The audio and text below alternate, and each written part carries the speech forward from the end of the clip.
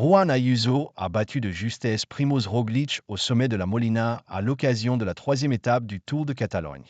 L'Espagnol en profite pour prendre la tête du classement général, avec 6 secondes d'avance sur le Slovène. Le Français Lenny Martinez pointe quant à lui à 17 secondes. Quelle belle journée pour UAE Emirates XRG.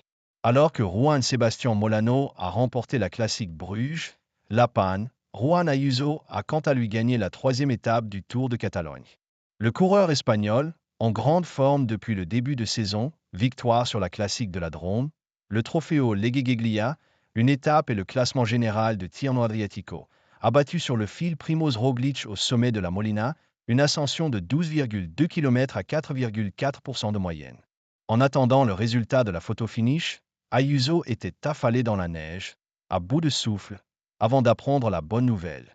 Le Slovène a accéléré à 200 mètres de la ligne et seul l'Espagnol a pu le suivre, et c'est finalement lui qui a eu le dernier mot et qui prend la tête du classement général. Les deux hommes, qui sont en pleine préparation du Giro et devraient lutter jusqu'à dimanche pour la victoire finale, sont séparés de 6 secondes.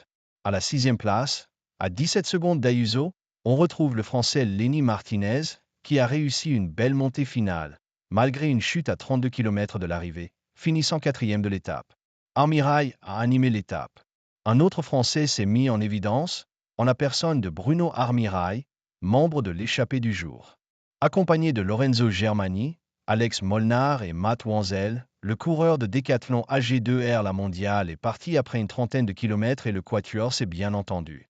Mais à 47 km de l'arrivée, le Français a décidé de partir seul et a même attaqué l'ascension de la Molina en tête.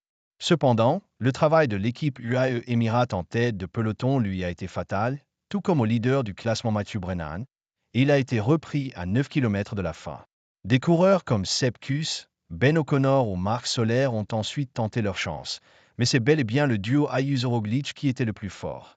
Jeudi, une nouvelle arrivée au sommet sera au programme, 8,8 km à 6,6%. Pour un nouveau duel hispano-slovène,